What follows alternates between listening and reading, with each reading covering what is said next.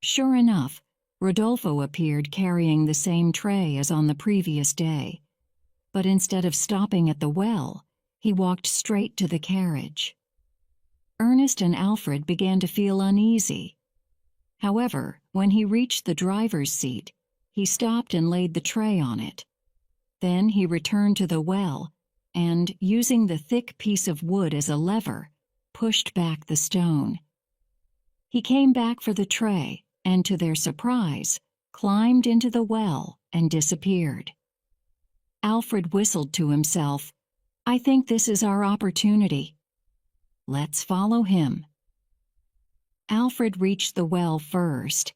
He could hear the sound of Rodolfo's boots on the stone steps as he went deeper into the well.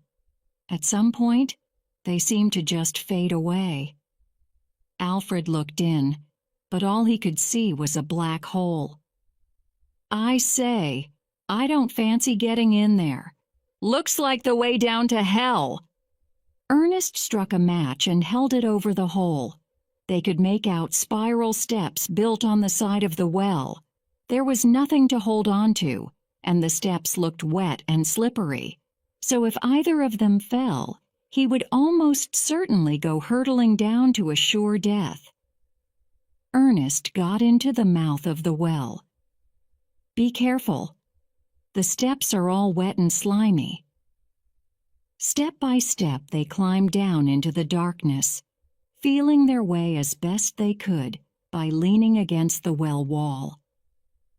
Suddenly, Alfred saw Ernest fall. For a moment he thought he had seen the last of his friend, and he expected to hear the fatal splash.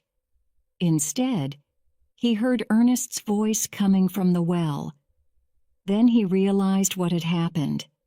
There was a large hole in the wall, and Ernest had fallen into it, and was now lying on the floor of what, by the looks of it, was a passageway, which led somewhere underground. "Are you all right, old chap?" "Well, just about. I thought I was on my way to meet the Count for a moment. Where the devil are we?" "Your guess is as good as mine. The home of the vampire bat, I should think. Hold on a tick. I can just make out a dim light at the end there." Ernest got to his feet and felt his way along the passage to a door, which was slightly open.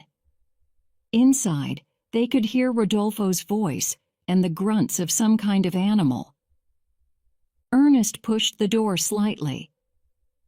"There's only one way to find out. Let's go." He opened the door just enough to see what was happening. Rodolfo had his back to them and was facing someone sitting on a chair. He appeared to have a spoon in one hand, feeding a baby. The room was warm and comfortable, with expensive Persian carpets on the floor. Rodolfo got up to put more wood on the fire, revealing the ugliest creature they had ever seen. One side of its face was twisted and shapeless, and its arms and whole body were all bent and moving out of control. Uneaten food and meaningless sounds were coming out of its mouth. Alfred could not help exclaiming, "Good heavens, what is that?" Rodolfo was speaking to the creature as if it understood what he was saying, but could not reply. Alfred pulled Ernest's arm. "I think we ought to go." Rodolfo must have sensed someone was there because he let out a wild cry and started to run towards them. "You devils! Father said I should trust you because you are English gentlemen, but everybody hates the Dracula name, and you're no different. You want a story for your newspaper. You don't care about the great family Dracula. Well, I'm going to kill you." Rodolfo reached the two men and was about to lift Alfred into the air, when Ernest threw his bolas, which was made of thick string with 3 metal balls tied to the ends. The bolas went right around Rodolfo's legs. Alfred was thrown into the air, and Rodolfo fell forward onto the floor. Ernest threw the end of a piece of rope to Alfred. "Here, grab the end of this and tie him up before he recovers." "Bravo, Ernest, old fellow! Where on earth did you learn that little trick?" Didn't I tell you I spent 3 months with the rebels in Argentina fighting the dictator? I brought that little fellow back with me." Between the two of them, they managed to tie up the struggling Rodolfo. Ernest was afraid he was going to break the rope, but it soon became clear that it was too strong for him. When they had finally got him under control, Alfred started to speak. "Now, Rodolfo, old fellow, I'm frightfully sorry to have to do this, but you simply must understand. We're here to help Idegu. No, you're just like the rest.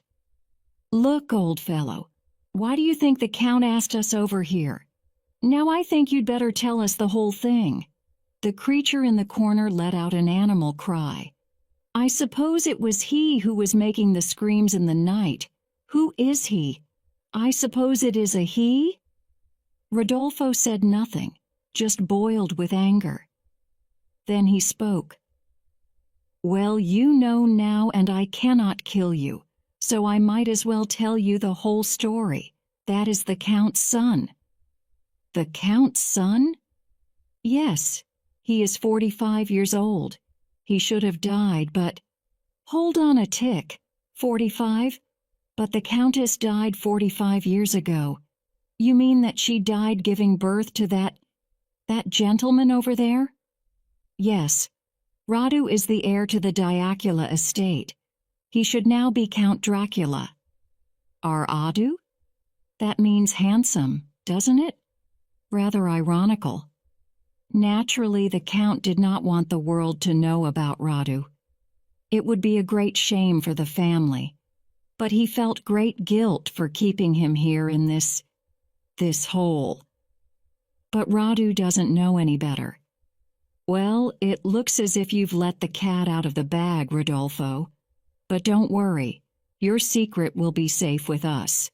I won't even mention it in my article, I promise. Now, one thing puzzles us. Who is this Dr. Magorsky?" "Dr. Magorsky is an evil man, but the Count was a naive man and trusted him. I think he killed her." "Killed the Countess?" "By bleeding her. This is what he does, to make people better." "I see. Fascinating. Oh, and one last little question, old boy. Now that we've got you in this, difficult position, so to speak. That was you we saw on the Count's horse the other night, wearing his cloak and hood?" Rodolfo was silent. Then, hesitatingly, he replied, "No." "Are you sure you weren't sleep riding, old fellow? Because if it wasn't you, I daren't think who it was, unless it was the Count himself. Now you must trust us. We can work together and sort this whole nasty business out. Our job is to clear the Dracula name, and that's exactly what we will do. All right? I will help you." "Oh, what a jolly good fellow. Did you understand that, Ernest? Rodolfo is going to help. I think we can untie him now. Are you sure we can trust him? He could throw both of us into the well with one arm." "Well, perhaps you'd better keep your little thingy handy just in case." They first unwound the bolas and then the ropes from around his arms. He made no attempt to attack them. Alfred sighed with relief. "Well, I don't know about you two, but I'm starving. How about breakfast?" When Ernest and Alfred were having breakfast, Alfred was still unsure of the situation. "343-6, there are still a lot of questions unanswered, aren't there, old boy? I mean, who was that chappie on the horse? Now, we don't believe in ghosts, or do we? I'm not sure we can trust Rodolfo. He may have been lying, or at least not telling us the whole truth. Might he still throw us down the well or something?" "Oh, no, no, no. Rodolfo's a fine fellow. I think we need to investigate the doctor. All this bleeding. Nasty business. Well, in that case, I suggest that after breakfast, we get old Gregory to pop us into the village so that we can get to the bottom of this Magorsky fellow. Ah, Rodolfo, a superb breakfast as usual. I hope you didn't just accidentally drop a few spoonfuls of cyanide into the coffee." Rodolfo did not reply or smile. Funny about foreigners, they can't take a joke. They decided to go straight to the doctor's house and face him. For some reason, Rodolfo insisted on driving them there. After a 2-hour journey, they arrived at an iron gate leading into a large estate surrounded by a tall glass-topped wall. A well-kept drive led up to the doctor's house. On looking out of the window of the carriage, Ernest was surprised to see a large house with at least 20 rooms. "Take a look at that, old boy. He's not doing too badly for a country doctor. A house like that must be worth a fortune." The door was opened by a servant. After a long wait, the doctor, who was still an extremely handsome man, with long silver hair brushed back on both sides of his head, came into the room. Surprisingly, he spoke excellent English. "I believe we've met before, gentlemen, under less happy circumstances. You're English, I believe." "Yes, doctor. We're doing a spot of investigating for the late Count. They tell me you've been asking questions that have been upsetting some of the villagers." "Not at all, doctor. People have been very happy to tell us all they know. It seems that these rumors about the Count having a taste for human blood are totally unfounded. I don't know who you've been talking to, gentlemen, but I can assure you that the Count was, and I believe still is, a vampire. You forget, gentlemen, I was his doctor."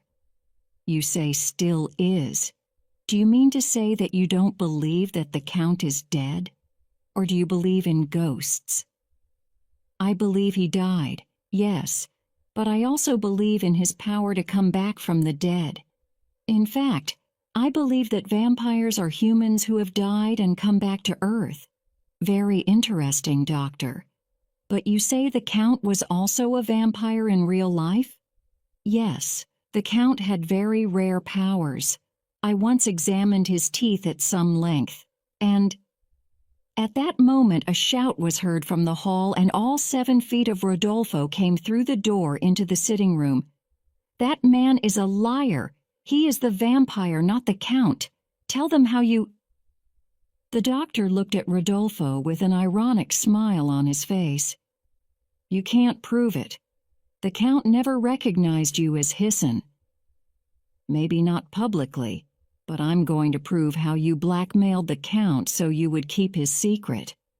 You were the only person who knew about Radu." "Rubbish! Nonsense! I can get all the villagers to say how you forced large sums of money out of them and threatened to kill them if they did not pay." The doctor began to laugh hysterically. "This man is mad, absolutely mad. He needs to be locked up. And if he doesn't shut up soon, I shall call my men and have him taken away." During this confrontation, Ernest and Alfred just sat and watched, not knowing who was telling the truth. Suddenly, Rodolfo came towards the doctor and took him by the shirt collar. He probably would have broken his neck if Alfred had not stopped him. "Gentlemen, there's no need to fight like animals. We're all civilized here." "Civilized? This doctor is an animal. He has killed thousands by bleeding them to death." "Lies. Prove it, you monster." Suddenly Rodolfo calmed down. "Yes, Dr. Lover, I will prove it." "You can prove nothing." "Yes, I can. Before the Count died, he left me his diary, in which he wrote everything. When you killed the Countess with your so-called medicines and your bleeding, not one day went by that the Count did not write down everything. How you blackmailed him, how you got rich by threatening the poor and sick, how you used the vampire bat to do your dirty work for you, how everybody hates you and fears you. No one would believe it. They all think the Count was the vampire. It's his word against mine. You know very well that if it's a question of your word against his, the people will believe his. The people love the Count, and never really believe the rumors. Suddenly, a fearful screeching was heard from the next room. Everybody except the doctor froze. "It's nothing, gentlemen. It's my falcon. He wishes to go hunting." As soon as Ernest heard the screech, he showed great excitement. "Alfred, old chap, this is the moment I've been waiting for." Ernest walked excitedly to the door and was about to open it when the doctor shouted at him, "Don't open that door unless you want to die, Lord Ernest. I have specially trained them to go straight for the neck. Doctor, you don't think I would come all the way from England and not see the vampire bat in the light of day? After all, I am a specialist. I warned you." No sooner had Ernest opened the door than a loud flapping of wings and the screeching of a starving bat was heard, and an ugly creature with pointed wings and a squashed nose, with black hair sticking out of it, flew wildly at Ernest. Alfred screamed and ran to fight off the vicious creature, but by the time he had reached his friend, the bat had already got its teeth in his neck. To Alfred's surprise, Ernest just stood there while the creature got its fill from his neck. Alfred did not know what to do. Soon, the bat drew out its teeth from Ernest's neck and sat on his shoulder like a parrot or a tame bird. "Do you know, Alfred, old boy, I think this is the most exciting moment of my life. How many people back in England can say that they came in such close contact with a Desmodus rotundus? But won't it kill you, dear boy?" "Good heavens, no. Of course, if I were one of the doctor's patients and it fed off me 3 times a day, I wouldn't last long." The doctor stood in admiration, listening to the man talking about his bats so casually. "A beautiful creature, doctor, but also a deadly one, if you let it be." "You have them well trained, doctor. You don't mind if I see the rest of the family?" At that, Ernest went into the doctor's laboratory and looked up at the ceiling. Sure enough, hanging upside down on a wooden bar were 4 more vampire bats. Alfred, by now, had wrapped a scarf around his neck and was holding it tightly with both hands. "How many people have you killed, doctor, to keep your little family alive?" "Yes, they are my family. I love them more than any human being because they love me with all their heart. They are faithful, not like women who love you today and leave you tomorrow. All those people, they were going to die anyway. I couldn't save them. Nobody could." "How can you be so sure, doctor? I think we should let the police decide on that. Don't you think, Alfred?" "Absolutely, old chap. I suggest we go right now." At that, they turned and left the doctor, who was shouting nonsense after them. "You can't do anything to me. They're just peasants. They're all afraid of me. I have all the power." As they reached the carriage, Ernest turned to the doctor. "Well, goodbye, doctor. It was a pleasure. We shall meet again soon. Oh, and one more thing. You won't need to feed one member of your family tonight." Yay!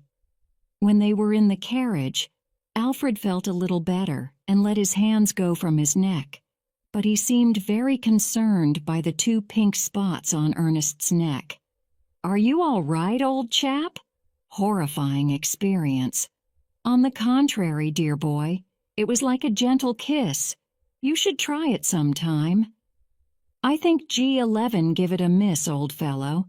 I11 stick to the female kind. Now, what I'm worried about is what the doctor will do to get his hands on the Count's diary. He'll stop at nothing. He'll check my derringer just in case. I think we'll be needing bullet points. it. By the time they left the doctor's, it had begun to snow, and by the look of the dark clouds, there was going to be a storm. So they decided not to go to the police that night. Anyway, Alfred wished to examine the Count's diaries first to make sure that Rodolfo had got his facts correct. Alfred had two things on his mind that he had not had a chance to talk to Ernest about. He leaned towards Ernest so that he could be heard above the noise of the carriage and the rising storm. "Did you notice, Ernest, that Rodolfo called Magorsky Dr. Lover?" "I'm afraid I missed that, old boy. Why? Do you think that the doctor is the lover the Count mentioned in his letter?" Suddenly the sound of horses approaching the carriage was heard, and then a shot rang out. Ernest quickly stuck his head out of the window. Through the falling snow, he could see 3 riders. "I think we're being attacked by the doctor's men. I hope you're a good shot, old boy, because it's the only gun we've got." Rodolfo was now going faster, and the carriage was rolling dangerously from side to side. Another shot rang out, and they heard a cry from Rodolfo. At that, Ernest started climbing out of the window, much to Alfred's concern. "Be careful, old boy. They're out to kill." "I'm afraid you're going to have to join me, dear fellow. You don't stand a chance of hitting any of them in here." So, both men climbed out onto the carriage roof. Rodolfo had been shot in the arm, but was still able to drive the horses. After nearly being thrown off the carriage 3 times, Alfred finally managed to get onto the carriage roof. He lay down on his stomach and aimed. His first shot knocked one of the riders off his horse. Ernest looked around in surprise. "I say, well done! You never told me you were such an ace." The other 2 riders followed for a short distance and then dropped behind. Alfred relaxed, but was not happy. This doctor will stop at nothing to keep the world from finding out the truth. I think we've got a rather unpleasant few days ahead of us. Jolly good show. I was beginning to think things were getting rather boring. Say yay.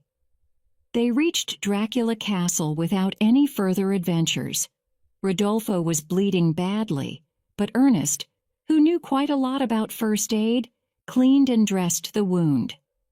While this was going on, Alfred thought it was a good opportunity to get some straight answers from Rodolfo.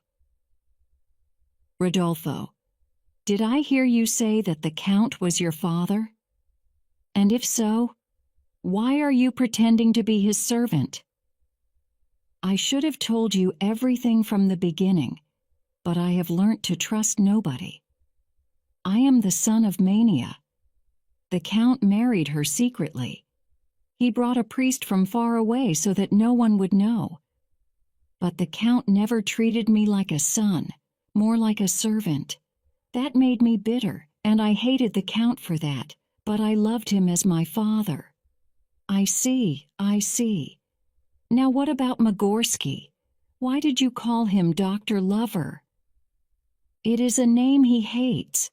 When he was young, he loved a beautiful woman from Vilcea, and they were going to get married. But she left him for another man, a rich man from the town, and after that people made fun of him by calling him the Lover. It was that which made the doctor hate women, particularly young and beautiful women. I am sure now that the Lover killed the Countess." "Doesn't the Count mention it in his diaries?" "No. You see, the Count was such a kind man that he could not believe that others could be evil. He did not know how jealous the doctor was of him. He did not even hate the doctor for blackmailing him. The Count was the kindest man." "But you say he treated you badly." "Yes. You see, my mother is not an aristocrat. She is nobody, and so I too am nobody, but I have the Dracula blood in my veins. That is hard to accept." Now this is all jolly interesting, Rodolfo. But who was that fellow on the horse the other night pretending to be the Count?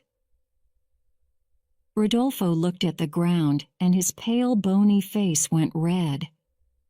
I lied to you. It was me. I have a confession to make. I helped the doctor spread these rumors about the Count. I would ride the Count's horse through the village whenever the doctor told me to, so that everybody would think it was the Count. What I did was terrible, but I wanted to hurt the Count for the way he treated me. And it appears that you did. Well, there's no point in crying over spilt milk. The important thing is to keep those diaries safe for the police and try and prove that you are the Count's son. Does he mention it anywhere in his diaries? Number I have read them all. I can't believe that if the Count was such a kind man, he would not recognize you as his son. We've got to search the castle high and low. Ernest, do you have any ideas where the Count could have hidden a letter or a will or something? Ernest, who was warming himself in front of the fire, looked thoughtful. Well, it was your idea really, old boy. You thought the Count's cane might be hollow. Yes, of course. I'd completely forgotten. Deliberately, perhaps. You don't share my interest in coffins, do you, old chap? So it looks as if we've got work to do tonight. In this weather? Sometimes, Alfred. You surprise me. You call yourself a reporter, and yet you like putting things off. Yes, tonight. Not that I think we'll see the vampire bat, I'm afraid. It's too cold. Well, at least that's one good thing. 4E. After supper, they again set out with spades. This time Rodolfo came with them, though he had a great fear of ghosts. The snow was falling in large flakes, and the wind was bitterly cold. By the time they reached the cemetery, everything was so white that they could see their way without lamps. It took them about half an hour to dig down to the Count's coffin. At the sound of his spade on the coffin, Rodolfo jumped out of the grave. I am sorry, Sir Alfred, but the rest you must do alone. I agree with you, old fellow. I can't stand this part. To tell you the truth, I just keep my eyes closed. I leave it all to Ernest. He enjoys it. The snow was falling so fast that already a white layer covered the top of the coffin. Ernest was removing the lid. I wonder if we'll see the end of my dream? Have the white fingers started to appear then? Ernest laughed and pulled off the lid. Ernest could not believe his eyes. The Count's face seemed younger and more alive than ever. And the eyes had opened again. For a moment, he thought the Count was going to speak. Alfred, can you help me turn the Count? I can't find the cane. Do I have to? They both lifted the Count over, and underneath found the cane. That's funny. I thought I left the cane on top of him. Ah, well, let's see if all this was a waste of time or not. Ernest began to unscrew the handle.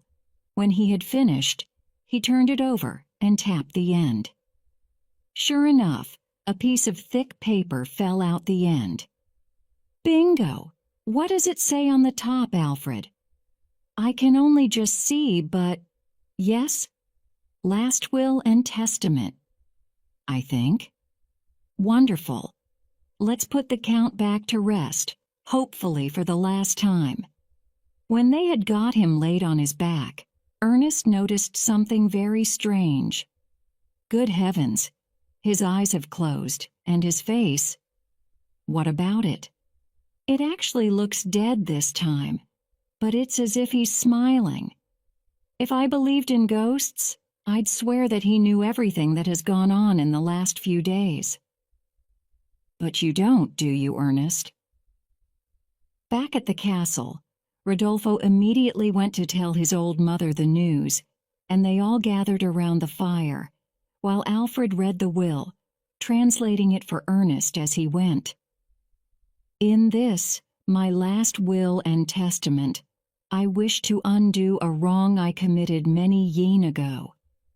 I married a good and kind woman below my position, my excuse being that, like all men, I needed human warmth and comfort.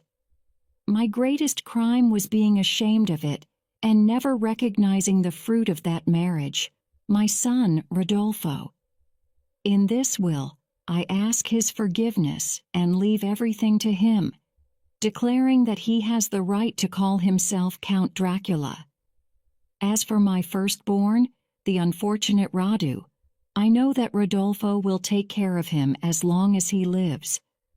I have taken this will to my grave, with the knowledge that if it is ever found, it will be because the Dracula name has been cleared of all the lies spread by that evil doctor-lover Magorsky. I wish to thank Alfred Sackville Jones and Lord Ernest de Bois for helping my son Rodolfo to get what is rightfully his. I can now rest in peace. Count Vlad Dracula. Alfred looked up from the handwritten letter with the Dracula seal and the Countess' elaborate signature at the bottom. Well, Rodolfo, old fellow, we shall have to call you Count from now on. Rodolfo was so overjoyed that he got up and lifted his ancient mother into the air and kissed her 100 times on her wrinkled old face so that she actually smiled. Gregory, too, was jumping up and down, doing some sort of strange Romanian dance. Having put his mother down, Rodolfo then came and gave Alfred and Ernest kisses on both cheeks. May I suggest, Count, that we open one of the late Count's excellent bottles of German wine? I think this calls for a celebration. So the 5 of them celebrated to the early hours. They even got Ernest to join in singing some traditional Romanian songs. Of course, Alfred knew that many dangers lay ahead, but he did not wish to spoil the fun. Say. Next morning, as usual, Alfred first said good morning to the portrait of the Count, whose cheeks were all rosy red, as if he too had drunk a little too much the night before. Then he looked out of the window over the castle walls across to the river and down Dracula Valley. The storm was over, but the snow was at least 2 feet deep. Ernest was still fast asleep. Now that he had no coffins to visit or vampire bats to see, the exciting part was over for him. Alfred shook him. Wake up, old boy. Alfred, really, why do you always have to interrupt my dream at the most exciting moment? I can see I'll never get to the end. Come on, we've got a long day ahead of us. First, we've got to bring these documents to the authorities. And I'm sure that the doctor's men are already on the road and will probably do anything to stop us. The snow was too deep for the carriage, so Rodolfo rode Warrior, while Alfred and Ernest took a carriage horse each. As they were not sure that they would be returning to the castle, they took a bag full of their belongings and said goodbye to Mania and Gregory, who both had tears in their eyes. Alfred paid one last visit to their room and said goodbye to the portrait on the wall. He was almost certain he saw the Count's lips move. As they rode out of Dracula's castle, the silence was immense. All that could be heard was the muffled sounds of the river near the cemetery, where the waterfall was. About a mile out, Alfred turned to Rodolfo. If the doctor's men try to attack us, where is the most likely spot? Either where the valley narrows, or where we have to cross the river about a mile out of Vilcea. They said little, just kept their eyes on the hills and trees around them, where a man with a gun might be hiding. The doctor's men were not waiting at the narrow pass, which surprised Rodolfo, and he wondered whether the doctor was going to attack them after all. Alfred, however, was sure that he would. And so, when they were halfway across the river, he stopped. "Gentlemen, get your guns ready." No sooner had he spoken than a gun appeared from behind a tree and a shot rang out. The bullet whistled past Ernest's ear. Good heavens! That was close. They jumped off their horses and ran for shelter. They could now see that there were 3 attackers. Ernest, who had more experience fighting than the others, took charge. "Rodolfo, is it possible to cross the river at any other point?" "About a half a mile farther up, but there is no road." "If you'll let me have Warrior, I'll manage it all right. You keep them busy while I approach from behind." So Ernest got up on the beautiful white horse, which was almost invisible in the snow, and rode off up the river. About half an hour later, a shot rang out, and they saw a body fall from behind one of the trees. Alfred saw his chance. "Rodolfo, let's get to the other side. Ernest won't give them any time to think about us." 2 minutes later, they were on the other side. By this time, Ernest had hit another, and the third had laid down his gun and was holding up a white handkerchief. Ernest appeared from behind a tree, followed by Warrior. Well, that wasn't too difficult. Then, out of the corner of his eye, Alfred saw a movement. It was the wounded man who was pointing his gun at Rodolfo. "Rodolfo, get down!" But it was too late. Rodolfo fell to the ground, his blood spilling onto the white snow. Ernest pointed his gun and shot the man. Ernest examined Rodolfo and found that he was still breathing, but the bullet had entered his chest and he was bleeding badly. "We've got to get him to Vilcea quickly. Alfred, throw the men's guns into the river and get that man to put the dead men onto a horse. Then let's get going." They reached Vilcea about 20 minutes later. Ernest held Rodolfo in his arms and rode into Vilcea on Warrior. At the first inn, they got Rodolfo onto a bed, and Ernest set to work, trying to save his life. Sisi, ye. 2 hours later, Ernest had managed to get the bullet out and the wound dressed. Alfred looked on in admiration. "I had no idea you were such an expert, dear boy." "Oh, did I never tell you I studied medicine for 2 years before turning to archaeology? You know, I think I would have made quite a good doctor." "I suppose it's all that blood you like, dear fellow. What are Rodolfo's chances of pulling through?" "Oh, he'll live. But it may take a few days before he can get back onto his feet." Suddenly, they heard Rodolfo's voice. "Sir Alfred, get the mayor and the police chief to come. I want witnesses." "Straight away, old fellow." Seeing Ernest's bare and bloody arms, Rodolfo realized that it was he who had saved his life. "Lord Ernest, I now owe you a life. How can I repay 9 Yidagoo? One day, Count, I'd like to spend some time at the castle just going through the archives. Would that be all right?" "Anything, Lord Ernest, anything." If say, yea, half an hour later, the mayor and the police chief arrived, and the documents were formally handed over. It was now up to the authorities to deal with Dr. Magorsky. Alfred was thinking. "It looks as if our job is over, Ernest, old fellow. I'd really love to see those vampire bats again. Can't I go with the police to arrest the doctor?" "First of all, we don't know where the doctor is. He is probably hiding by now, and his main aim now will be to kill us, not Rodolfo, before we get back to England and publish everything." "Quite so, old boy. Rodolfo's in good hands, so I suggest we get out of here as quickly as possible.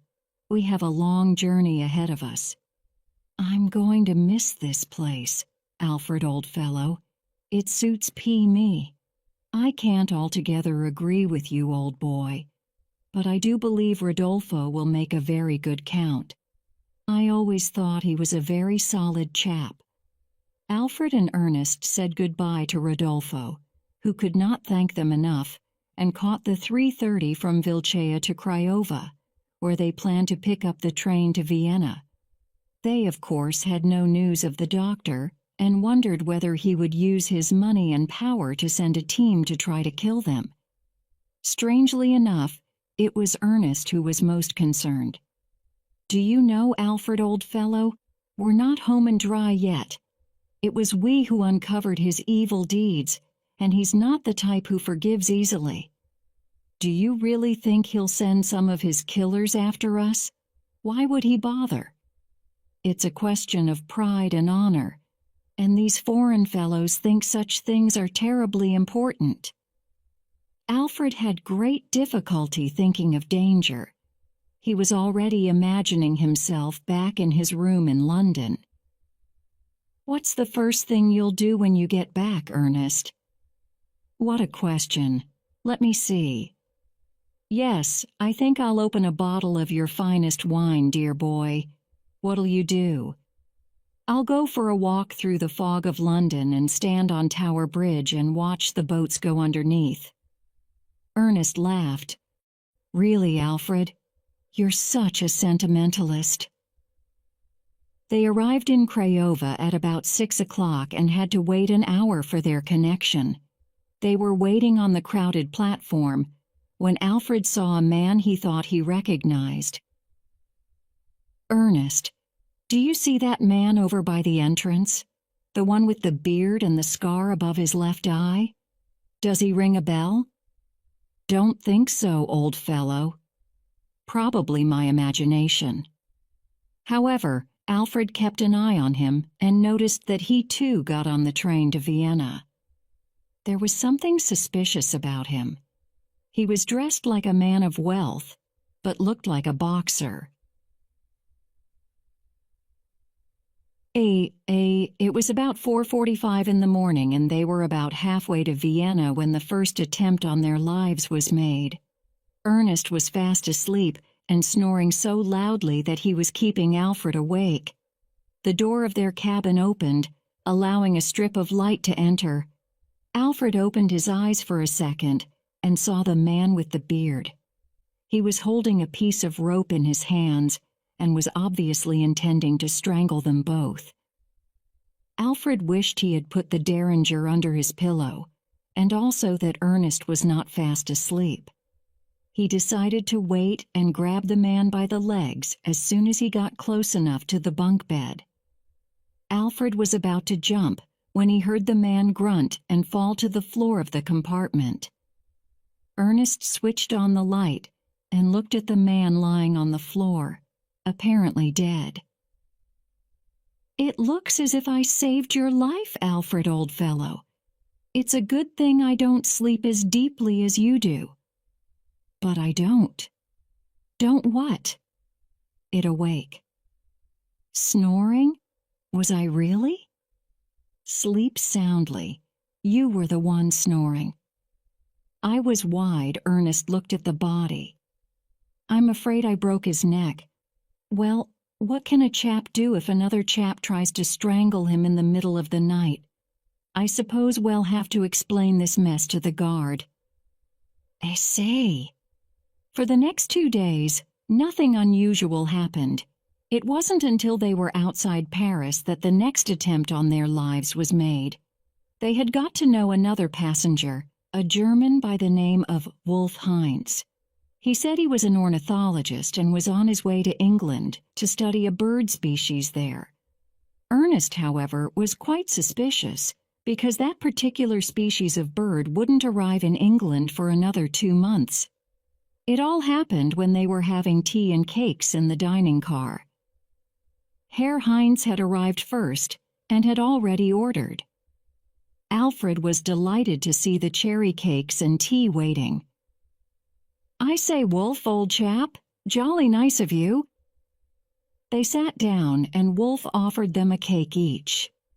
Ernest noticed that they smelt strongly of almond and suspected that Wolf had put cyanide in some of them. Rather than cause a fuss, he pretended to knock the cake out of Alfred's hand. "Frightfully sorry, old fellow. How clumsy of me. Good heavens, look out there. That bird. Very unusual. What is it?" Wolf looked out of the window and tried hard to see the bird, during which time Ernest changed his cake for the one on Wolf's plate. Then he winked at Alfred so that he understood what was happening. Oh dear, it must have flown away. When he turned round, Alfred and Ernest were pretending to be finishing off their cakes, which Ernest had put into his pocket. "What lovely cakes, Wolf!" Wolf joined in and ate his. On arrival in Paris, they saw an empty coffin arrive and leave with a body in it. Ernest looked at Alfred and smiled. Poor Wolf! And they did look like awfully nice cakes. Tree umnoget na tree umnoget na tree umnoget ne o When they got off the train at Charing Cross, they really felt their adventure had ended, but they did not see the young man get into the cab behind them and follow them all the way. Suddenly, a shot rang out. Alfred pushed Ernest to the ground. A man was standing on the pavement, pointing a gun at them. Ernest was quite annoyed. "Dear me! And I was so looking forward to a nice cup of English tea." The man in the street looked mad, his eyes moving wildly in his head. "You ruined my father! You will pay for this!" But by the time he had finished his last sentence, Ernest had got out his derringer and had shot him straight through the heart. They ran to the body, now lying in a pool of blood. In his pocket, Alfred found a passport with the name Nikolai Magorsky. Really, these foreign fellows are hot-blooded, aren't they? Ernest was more concerned about the body. Now, how are we going to explain this to the police? For the next 3 months, Alfred and Ernest went everywhere looking over their shoulder. But it appeared that Nikolai was the last assassin. "Come on, hold out your glass, Ernest, old chap." Alfred raised his glass in the air and Ernest filled it with champagne. "Well, here's to a successful end to the Dracula affair. The Globe has been awfully good. Of course, they didn't believe a word of it. But they said that even as a work of fiction it was worth publishing." "Oh, well done, old fellow. Yes, we're going to call it The Real Count Dracula in 10 episodes. I have to admit that I'm going to make a fortune." "Well, I must tell you, old fellow, that you're not the only one who's had some success. I'm going to have an article published in the British Bat Society magazine on the vampire bat. And I've been booked to give talks on the subject all summer." "Oh, how superb! Let's drink to the late and present Count Dracula." I wonder what happened to the doctor. Probably took one of his deadly potions. He had nothing to live for. Just then there was a knock on the door, and Alfred's servant entered with a letter. Alfred opened it quickly. Ah, it's from Rodolfo. Let's see what he has to say. "Dear Alfred and Ernest, I have some good and some bad news. The bad news is that my brother Radu died and was buried next to his father in the Dracula cemetery. The good news is that the doctor is dead. He was found with all the blood sucked out of him with his horrible bats standing on his body. He died as he deserved to, in the way that he killed his victims. The other good news is that I am getting married and would like you to come to my wedding. I am marrying the daughter of a count in Craiova.